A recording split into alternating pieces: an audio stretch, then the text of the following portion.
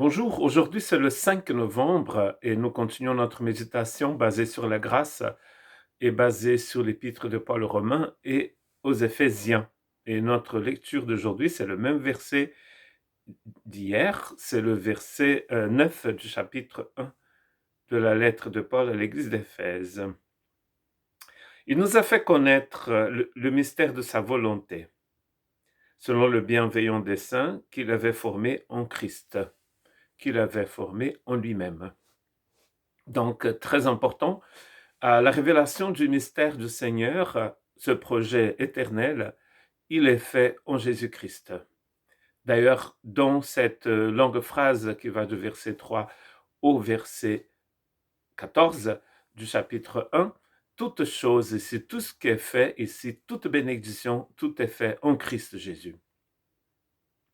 C'est le centre de ce que nous appelons la foi chrétienne. Il n'y a pas d'évangile qui ne soit pas centré sur Jésus-Christ. Quand Paul écrit sa lettre à l'église de la Galatie, il défend justement cette importante thèse de la place très importante, essentielle pour l'existence du christianisme, donc la place du Christ Jésus dans l'évangile, dans le message de l'évangile.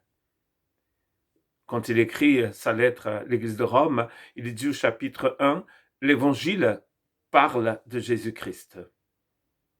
L'évangile parle du Seigneur Jésus, il concerne le Fils de Dieu. S'il n'y a pas de Christ, il n'y a pas d'évangile. Tout ce que Dieu fait ici, la révélation du mystère et son projet éternel, sont faits en Jésus-Christ. Il a une lettre où il n'y a même pas de salutation et qui commence tout de suite, qui rentre tout de suite dans le vif du sujet. C'est l'épître écrite à l'église hébraïque, aux Hébreux. Chapitre 1, verset 1. Après avoir autrefois et à plusieurs reprises et de plusieurs manières parlé à nos pères par les prophètes, Dieu, dans ces derniers temps, nous a parlé par le Fils. Il a établi héritier de toutes choses. Par lui, il a aussi créé l'univers.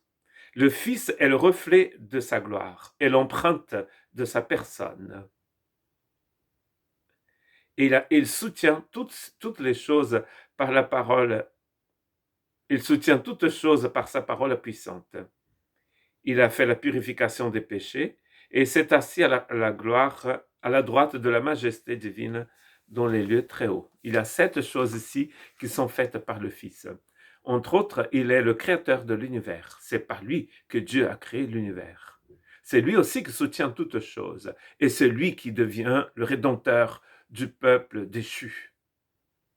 C'est lui qui vient sauver son peuple. C'est lui qui crée les étoiles, c'est lui qui fait en sorte que les étoiles tournent autour du centre de la galaxie et que tout fonctionne. Il soutient toutes choses par la parole, par sa parole puissante. Et c'est lui qui est assis à la droite de Dieu. Et plus tard, dans cette même épître, il va dire qu'il continue d'intercéder pour nous. Le seul d'ailleurs qui intercède auprès du Père pour nous, comme c'est écrit dans les évangiles.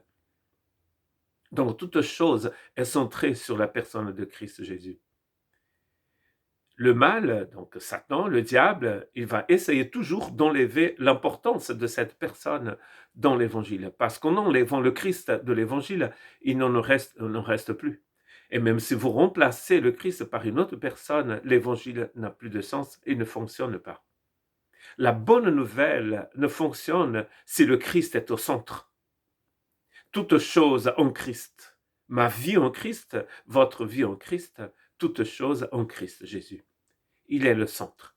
Plus tard, dans l'épître de Paul à l'église d'Éphèse, Paul dira qu'un jour, toutes choses convergeront vers le Christ. Pour l'instant, tout n'est pas soumis au Christ, mais un jour, tout le sera.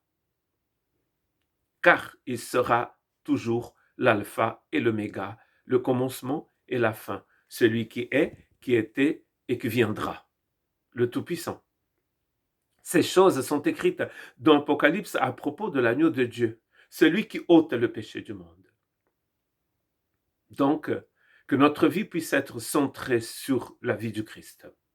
Que les enseignements du Christ puissent bouleverser notre existence, changer nos habitudes et faire en sorte que nous puissions marcher avec le Seigneur.